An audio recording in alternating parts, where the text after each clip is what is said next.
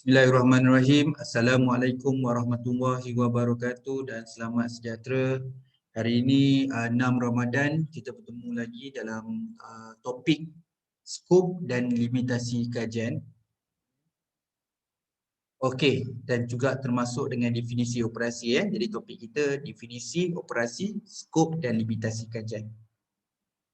Okey, kita mulakan dulu dengan maksud definisi operasi. Ada yang panggil definisi of term dalam bab 1. Ada juga setengah universiti itu memang dia tidak ada dalam bab 1 definisi operasi atau definisi of term. Jadi ada yang ada. Jadi kita bincangkan bagi yang ada supaya kita dapat manfaat bersama. Okey, apa maksud definisi operasi? Okey, definisi operasi menjelaskan maksud perkataan ini dalam kajian ini, iaitu daripada tesis ini. Jadi kita ambil satu perkataan, contohnya kelestarian, sustainable kelestarian. Apa maksud kelestarian, perkataan ini, kelestarian ini dalam kajian ini, dalam tesis ini. Jadi orang yang baca tesis kita akan baca bahagian definisi operasi. Dekat sini dia akan pegang maksud definisi kita. Jadi make sure kita tulis maksud perkataan kelestarian tu merujuk pada kajian dan tesis ini. Supaya orang boleh faham daripada mula sampai habis, kita konsisten dengan maksud ini. Jadi semua orang boleh faham maksud istilah itu dalam setiap keluar kata-kata itu dalam tesis kita boleh faham. Okey, supaya perkataan ini, maksud perkataan ini secara ringkas, tepat, padu, relevan dan jelas. Saya ulang balik, definisi operasi menjelaskan maksud perkataan ini, kajian ini, iaitu tesis ini secara ringkas. Kena ringkas je. Tepat, padu, relevan dan jelas. Okey, poin yang kedua, perkataan operasi atau terma penting, utama, relevan. Nanti kita bincangkan nak ambil kat mana perkataan terma penting, utama, relevan yang bersesuai ni. Kita boleh consider untuk ambil keyword perkataan tu daripada tajuk, daripada objektif kajian, persoalan kajian, hipotesis jika ada, terma baru, unik dalam metodologi. Kita kena highlight juga perkataan itu. Dari segi reka bentuk, strategi, metodologi, proses penyelidikan dan juga analisis. Jadi dekat bahagian metodologi dan analisis tu, kadang-kadang ada terma baru dan unik yang perlu kita nyatakan dalam ataupun perkataan itu dalam definisi operasi. Kat mana tadi? Kat mana kita boleh consider yang apa yang kita tulis kat tajuk, dekat objektif, persoalan, hipotesis. Jadi kat situ boleh pertimbangkan nak memilih perkataan penting, yang kita utama, perkataan yang relevan, yang sesuai nak jadikan sebagai perkataan definisi operasi. Poin yang ketiga, sila berhati-hati. Sama ada dalam kolokium, proposal defense maupun viva, calon ataupun pelajar banyak terperangkap pada bahagian ini.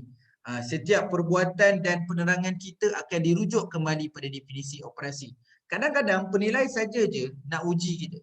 Nak uji kita, kenapa statement kita ni dekat literature review berbeza dengan definisi operasi kita. Jadi perkataan ni saya nak rujuk yang mana? Yang dalam penerangan dalam bahagian literature review ni ke, ataupun nak ambil dekat bahagian definisi operasi? Malah dekat bahagian chapter 4 di bahagian dapatan dan perbincangan itu pun dia terang dalam konteks yang lain. Jadi tak konsisten. Dekat bahagian dapatan perbincangan, dia punya the way you explain macam ni. Dekat literature review macam ni pula. Lepas tu dekat definisi operasi lain. Jadi tak konsisten. Pelajar sering diuji, contoh, mula-mula saja relax, santai je. Apakah maksud perkataan ini dalam kajian ini? Apa maksud perkataan ini dalam konteks tesis ini? Bila kita dah habis cakap tu, panel akan tanya balik. Kenapa penerangan anda berbeza dengan definisi operasi? Bila saya tanya perkataan ini, you jelaskan maksud perkataan itu dengan penerangan yang okey, yang baik. Tapi yang macam ni. Tapi kenapa kontradik dengan penerangan you dekat definisi operasi? Jadi dalam tesis ni, saya nak dengar daripada penerangan you tadi ke, ataupun dengan apa yang tertulis dalam definisi operasi. Jadi panel dia akan uji kita kat situ. Dalam definisi operasi tak menyebut pun hal ini. Dalam penerangan tadi kita menyebut satu perkara, tapi perkara itu tidak dinyatakan dalam definisi operasi. Kenapa anda menganalisis dan berbincang di luar perspektif pada skop? Jadi kita dah terkeluar skop. Jadi kita ni orang salah faham. Kita faham, Tapi you tak faham apa nak kena tulis dalam definisi operasi.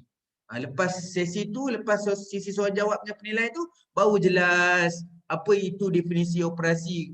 Ternyata definisi operasi tu tulislah perkataan ini yang membawa maksud dalam penyelidikan dalam tesis ini supaya orang yang baca tesis ini akan pegang maksud tu daripada awal sampai habis.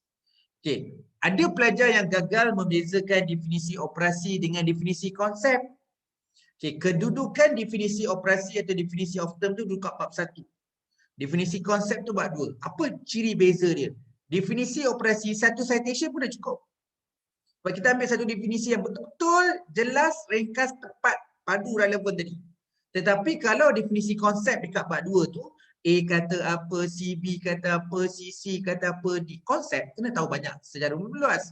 Kita kena tahu A apa, B apa, C apa, C, D kata apa, C, F, C, G, H, I. Tetapi dekat definisi operasi bukan nak bincang konsep. Kita nak bincang ketepatan. Secara pendek, secara ringkas, satu perenggan pendek, apa maksud perkataan ini dalam tesis ini. Secara mudah supaya orang boleh pegang dari awal sampai habis. Itu definisi operasi. Jangan bezakan, kalau memang boleh bezakan. Jadi ada 5 perkara. Yang pertama, kita kena tahu maksud definisi operasi adalah perkataan ini dalam tesis ini. Kita boleh ambil daripada tajuk, daripada soalan, daripada objektif, daripada hipotesis. Okey, make sure juga kita boleh ambil daripada terma baru dan unit dalam metodologi dan analisis. Sila berhati-hati, kadang-kadang calon terperangkap dengan apa tindakan dia. Dekat definisi operasi tulis lain, tetapi bila ditanya menerangkan benda lain. Make sure kena konsisten. Kemudian kadang-kadang calon juga atau pelajar gagal untuk membezakan antara definisi operasi dengan definisi konsep. Okey, skop kajian. Lepas kita cover definisi operasi, kita pergi pada skop kajian. Skop kajian ni secara mudah dia adalah ruang lingkup. Ruang lingkup dalam penyelidikan dia ada proses dan aktiviti. Jadi ruang lingkup proses dan aktiviti dalam penyelidikan dalam menjalankan sebuah penyelidikan. Maksudnya ruang lingkup iaitu proses dan aktiviti dalam menjalankan sesebuah penyelidikan. Okey. Setakat mana ataupun limitasi. Setakat mana limitasi penyelidikan tersebut ingin dilakukan. Sebab tu setengah universiti macam UPSI pun nama dia adalah skop dan limitasi. Dia bukan asing. Outline dia skop, asing, limitasi lain. Dia skop dan limitasi. Sebab dia ada keterkaitan. Jadi apa itu skop? Setakat mana penyelidikan itu ingin dilakukan. Ia menjelaskan berkaitan sejauh mana ruang lingkup sesebuah penyelidikan. Okey. Penyelidikan ini yang berfokus pada proses literatur. Okey, kalau nak ingat, kalau kepentingan kajian yang siri yang Ramadan kita yang kelima, kita berbincang dalam konteks kepentingan kajian pecah pada 4, iaitu theoretical, methodological, empirical and practical. Tetapi untuk skop kajian dan limitasi kajian ni, kita akan bincang 2 perkara, iaitu literature dalam aspek theoretical dan juga method. Jadi daripada 4 kepentingan kajian dalam bahagian skop dan limitasi ini cuma cover 2 je, iaitu theoretical dan methodological. So dalam literature tu, dalam theoretical tu ada teori, konsep, boleh ubah tema, metodologi, mesti ada 2 lah, metodologi dan analisis. Dia ada reka bentuk, persamplan, kesahan dan lain-lain. Analisis juga ada perisian alat dan lain-lain. Jadi kena jelas skop kajian ni ada 3 poin penting. Yang pertama adalah ruang lingkup dalam proses dan aktiviti penyelidikan.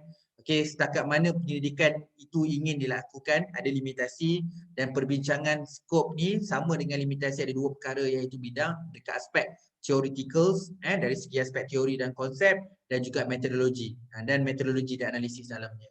Jadi ada 3 perkara yang you kena tahu tentang skop kajian. Okey, kita kena bincang limitation.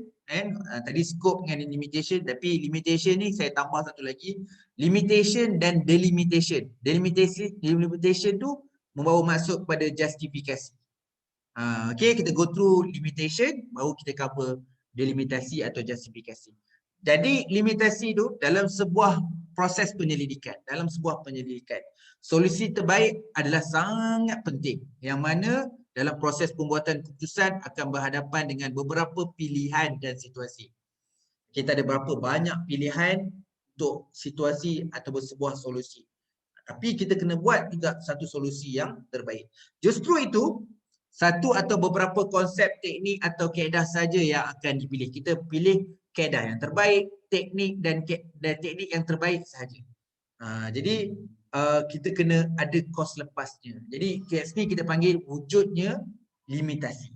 Wujudnya limitasi kerana kita tidak boleh menggunakan semua konsep, semua teknik dan kaedah dalam satu tempoh masa ataupun dalam sebuah penyelidikan. Jadi itu wajar kenapa kita kena ada limitasi. Dalam membuat satu tindakan dan keputusan yang terbaik, jadi limitasi wujud. Okey. Poin yang kedua, ini saja dipilih kerana ianya paling sesuai. Kenapa kita pilih ini sebagai kajian kita dah scope tadi, kita spesifikkan kajian ini kerana dia paling sesuai, paling relevan secara praktikal bagi menjawab secara langsung.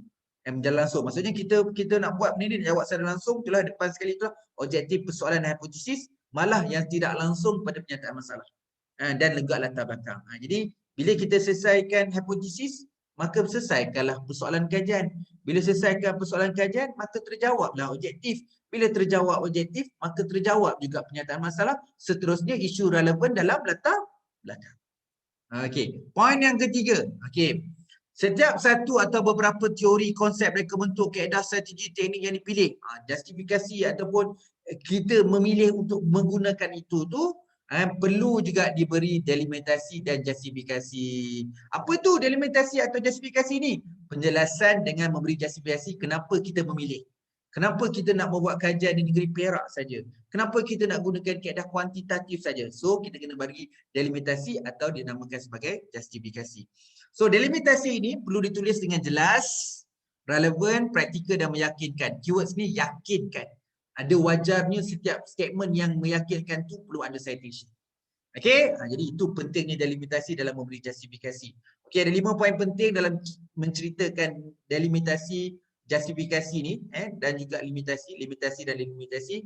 Yang pertama, bahawa pentingnya kita dalam sebuah kajian nak buat kaedah, konsep dan juga teknik yang terbaik, jadi kos lepas wujud, jadi wujudnya limitasi.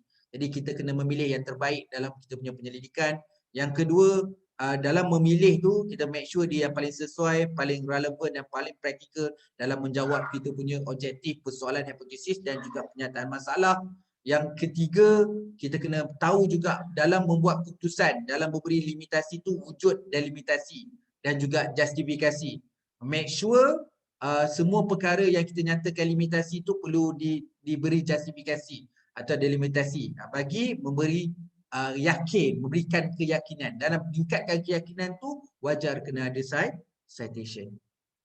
Okey, dekat sini memang secara detailnya kita pecahkan pada dua. Bila elemen limitasi iaitu ada dua, iaitu teori dan konsep, dan satu lagi adalah metodologi dan analisis. So teori dan konsep duduk baik bidang theoretical, yang kedua adalah metodologi dan analisis. So macam kepentingan kajian, dalam teori dan konsep kita boleh bincang teori, model, konseptual, prinsip, asas atau falsafah.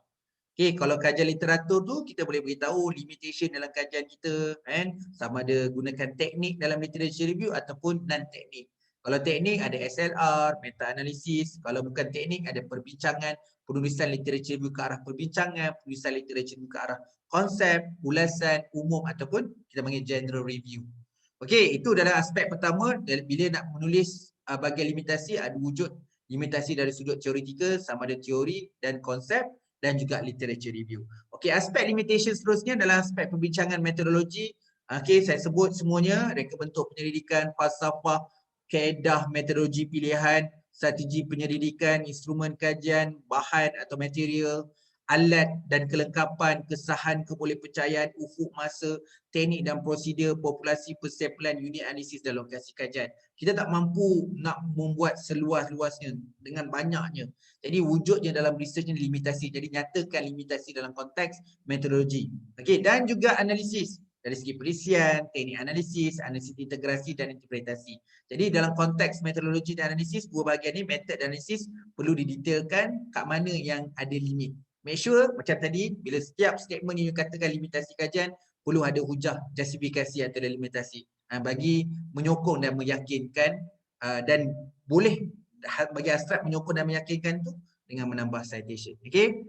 Alright, di sini juga daripada apa yang kita bincangkan tadi, okay, saya permudahkan dalam sebuah template. So template tu ada dua je. Kita tadi ada 4 yang ni ada 2 je tambah 1 scope. Nama dia STM, S scope, T theoretical and methodological. So dalam limitation ada 3 perkara tu. Yang pertama adalah scope.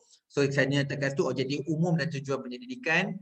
Okay, kemudian teori dan konsep. Okay, kita kena tulis apa limitasi dan apa justifikasi dia.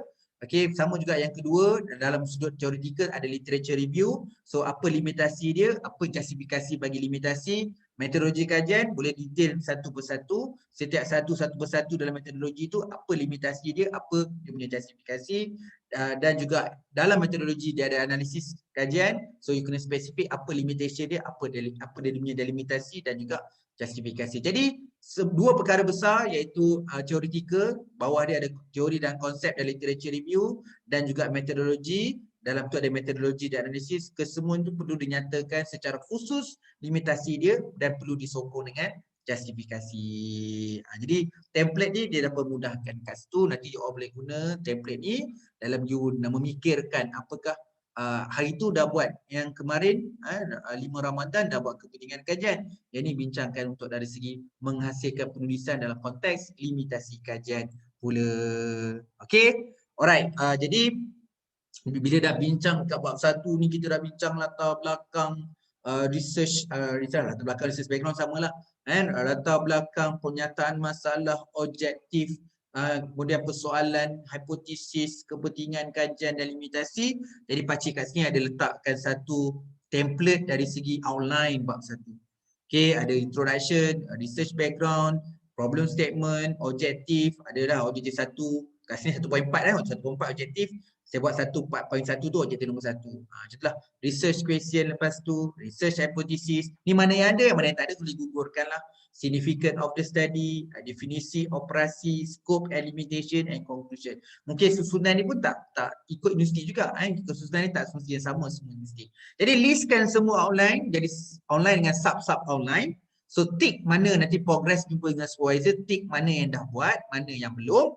Kemudian kita boleh letakkan total page untuk setiap subsection dalam kita punya bab 1. So ni boleh jadikan satu guideline dan checklist supaya bila bincang dengan supervisor, supervisor boleh tahu apa lagi part yang you dah siap, ada part yang belum siap. Okey, itu saja perkongsian pakcik untuk siri yang ke-6 ni. Maka lengkaplah dalam chapter 1 dalam research grant, dalam thesis. Okey, apa yang kita bincangkan dalam thesis ni praktikal juga untuk kita apply dalam penulisan artikel. Kita boleh apply juga dalam penulisan artikel. Okey, di 6 Ramadan ni kita dah berakhir dah dalam bab 1, bab pengenalan. And kita mulakan dengan latar belakang, pernyataan masalah, objektif, persoalan hipotesis. Yang keempat, kepentingan kajian. Okey, kemudian kita ada yang terakhir ni adalah berkaitan dengan definisi, skop dengan limitasi kajian. Jadi kita dah masuk kepada siri literature review untuk akan datang. Okey, semoga semua dapat manfaat. Kurang dan silap daripada saya mohon maaf. Okey, semoga sedikit sebanyak itu dapat kita beri manfaat dan meningkatkan pengetahuan dalam kita menulis tesis maupun artikel jurnal. Okey, terima kasih banyak-banyak. Assalamualaikum dan selamat sejahtera.